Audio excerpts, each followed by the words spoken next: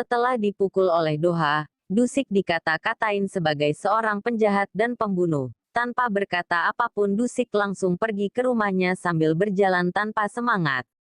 Hyejin mengejarnya. Dusik mengatakan kalau semua yang dikatakan Doha adalah benar. Dia yang membuat ayah Doha menjadi lumpuh, dan dia membunuh orang yang ada di foto kemarin. Mendengar hal ini Hyejin hanya bisa diam saja, dan membiarkan Dusik pulang sendirian.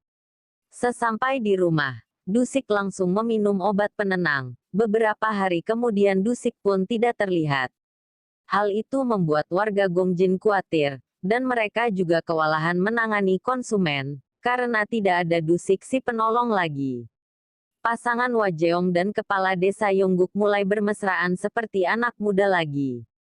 Tapi sayang ketahuan oleh Ijun, mereka pun menjelaskan bahwa mereka memutuskan untuk kembali bersama lagi. Ijun pun sangat senang sampai menangis karena ternyata hal itulah yang diinginkan oleh Ijun dari dulu, yaitu mendapatkan keluarga yang utuh, dan bisa makan bersama keluarga setiap hari. Sementara itu Nenek Gamri setiap hari mengantarkan makanan untuk Dusik, tapi sayangnya Dusik tidak pernah menyentuhnya. Nenek Gamri pun pergi menemui Hyejin, dan mengatakan kalau Dusik tidak pernah makan. Mendengar hal itu, pada malam harinya Hyejin pergi ke rumah Dusik, dan Dusik pun menceritakan masa lalunya. Perkenalan dia dengan Park Jeongwoo yang merupakan senior dan teman sekamarnya. Mereka sering pergi minum-minum bersama, dan bekerja di perusahaan investasi adalah ajakan dari Jeongwoo. Awalnya dia ragu karena pekerjaan itu tidak sesuai dengan jurusannya, tapi Dusik menghasilkan banyak uang. Lama-kelamaan dia pun menikmati pekerjaannya. Karena Dusik orang yang ramah, dia pun cepat akrab dengan ayah Doha. Ternyata melihat Dusik yang sukses, ayah Doha pun ingin bergabung. Awalnya Dusik menolak karena resikonya tinggi, tapi ayah Doha seperti putus asa. Dusik pun memberi nomor telepon kenalannya. Ternyata ayah Doha melakukan investasi ELF, sampai-sampai ayah Doha mengambil uang jaminannya dan pinjaman. Pada saat insiden Benyamin Holdings terjadi, semua harga saham anjlok. Ayah Doha selalu menelpon Dusik, tapi karena panik dan keadaan sedang kacau, dia pun tidak mengangkat telepnya. Ternyata ayah Doha yang stres akhirnya mencoba bunuh diri. Mendengar hal ini Dusik ingin pergi menemui ayah Doha. Melihat Dusik yang gemetaran dan ketakutan, akhirnya Jeongwoo yang menyetir mobil.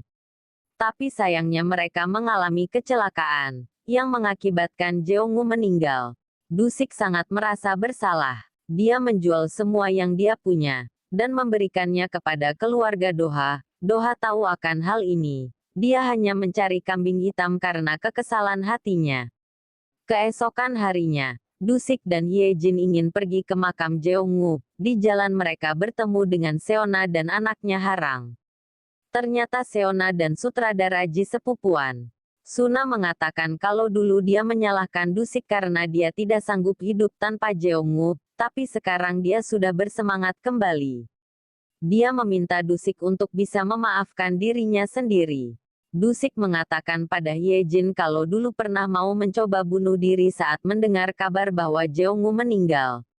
Tapi ketika Nenek Gamri meng-SMS-nya, dia mengurungkan niatnya dan kembali ke Gongjin. Dari raut wajahnya terlihat seperti orang yang sangat sedih. Awalnya Dusik hanya mengurung diri di rumah, tapi para warga selalu datang dan membawakan makanan, tanpa menanyakan apa yang terjadi. Mereka mulai meminta bantuan Dusik supaya dia keluar dari rumah. Ini alasan mengapa dia dipanggil Kepala Hong. Setelah rumah Nenek Gamri selesai digunakan untuk syuting, dia pun akhirnya kembali ke rumahnya. Kedua temannya datang untuk membantu membersihkan rumahnya, malahan mereka sampai menginap di sana. Malam, harinya mereka bercerita sampai larut malam. Nenek Gamri mengatakan kalau hidupnya sangat bahagia dan ingin pergi piknik. Tapi ternyata pada pagi harinya Nenek Gamri sudah meninggal.